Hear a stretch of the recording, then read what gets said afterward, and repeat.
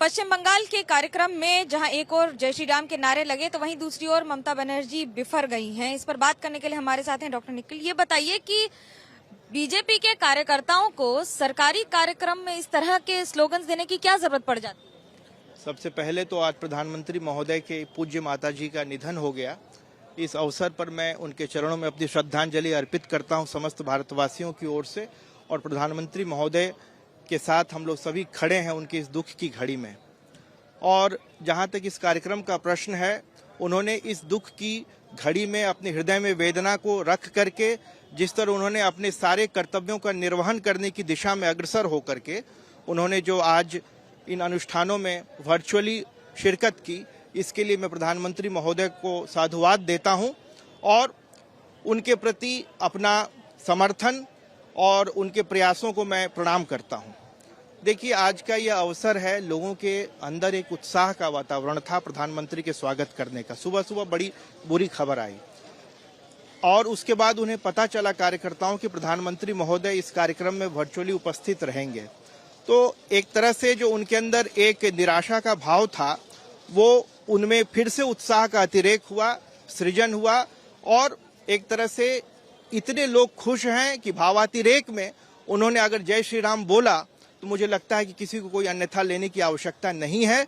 जय श्री राम का उद्घोष हमारे भारत की सांस्कृतिक अधिष्ठान का प्रतीक है और मुझे लगता है कि मुख्यमंत्री महोदया को भी अपनी भावनाओं पर काबू रखना चाहिए। एक सामान्य भारतीय के रूप में मेरी यह धारणा है। ये कोई पार्टी का कार्यक्रम नहीं था, सरकारी कार्यक्रम था, उसमें इस तरह के स्लोगन्स क्यों दिए जाते हैं? जी, तो ये जय श्री राम भी कोई हमारी पार्टी का नारा नहीं है। ये तो हजारों साल से चली आ रही भारतीय सभ्यता और संस्कृति को प्रतिपादित करने वाला एक उद्घोष है, एक जय घोष है। इसको किसी पार्टी से तो हम जोड़ करके नहीं देखते हैं। अगर भारत के लोग, बंगाल के लोग अपनी भावनाओं का प्रकटीकरण इस नारे के माध्यम से करना चाहते हैं तो मुझे नहीं लगता है कि सरकारी प्रतिष्ठान को, मुख्यमंत्री को या किसी भी व्यक्ति को इस पर कोई आपत्ति होनी चाहिए।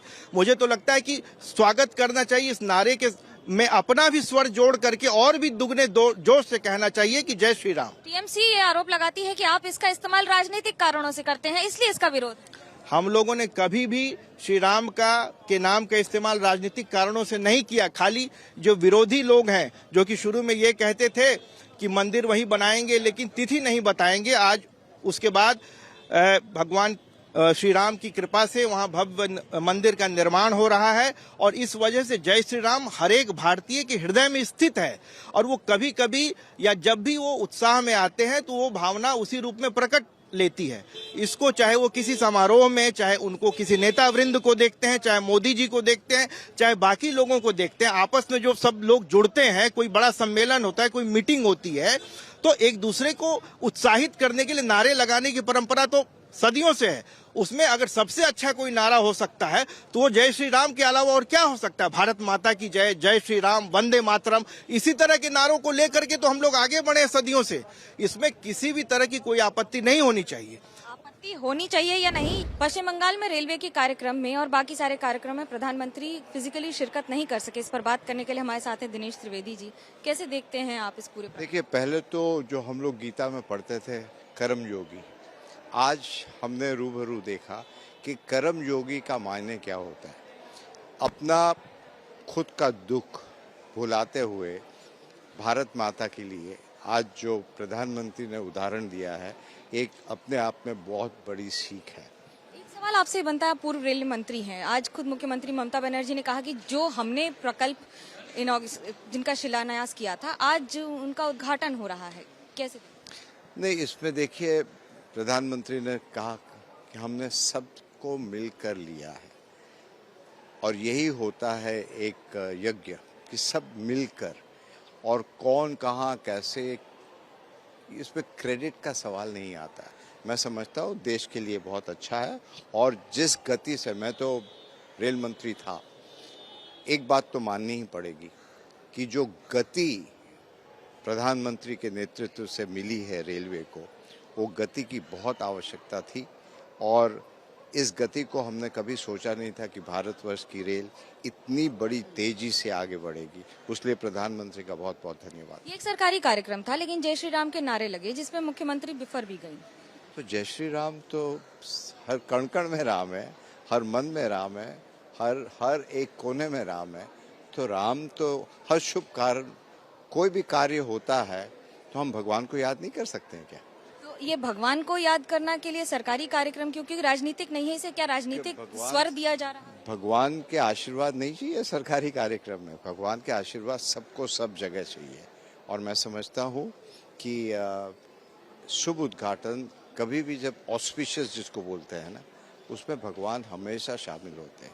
उसको राजनीतिकरण में देखना ही नहीं चाहिए। मुख्यमंत्री ने ये भी कहा कि जिस तरह के कार्यक्रम उन्होंने किए थे अब उनको आगे देख रही हैं, तो इसमें क्रेडिट नहीं लिया जाना चाहिए, जो कि आप भी कह रहे हैं। नहीं, मैं समझता हूँ देश के लिए जो अच्छा है वो करना चाहिए। हमने जो किया वो किया बस, और लोग सब जानते हैं कौन क्या कैसे क्यों कब कर रहा है। राजनीति में किसने क्या किया यही सबसे बड़ी बात होती है। हावड़ा स्टेशन पर हो रहे कार्यक्रम में जिन लोगों ने नारे दिए उनमें से एक है मनोज पांडे जी। ये बताइए कि एक सरकारी कार्यक्रम में जय श्री राम के नारे क्यों लगाए जा रहे हैं? भारत माता का जय करना और जय श्री राम भारत में करना ये कोई अपराध नहीं है। ये कहीं भी लगाया जा सकता है, किसी भी परिस्थिति में लगाया जा सकता है।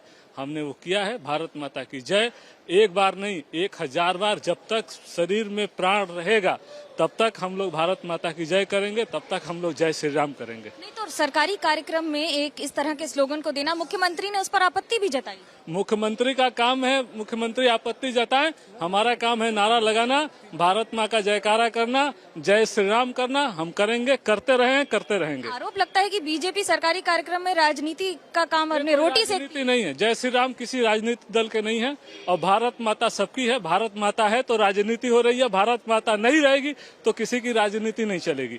राजनीति में रहना है, भारत माता की सेवा करना है, राजनीति में रहना है तो राम के आदर्शों का पालन करना है, तो जय श्री राम भी कहना होगा, भारत माता का जयकारा भी लगाना होगा। ये क्या आप थोप रहे हैं कि जो भी रहेगा उसको ये करना पड़ेगा? राजनीति में ये परंपरा है और ये हम नहीं करते, हमारे बाप दादा को जमाने से चली आ रही है।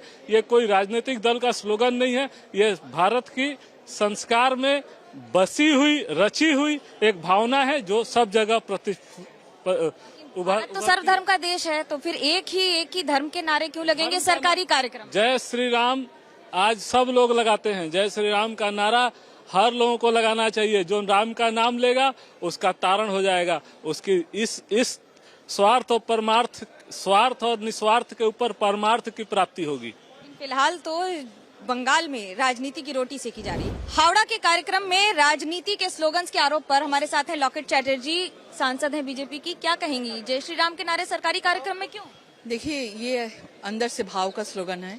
नरेंद्र मोदी जी को आज आने का था, लेकिन उनका इतना आज माँ का इतना देहांत हो गया, इसलिए नहीं आ पाया।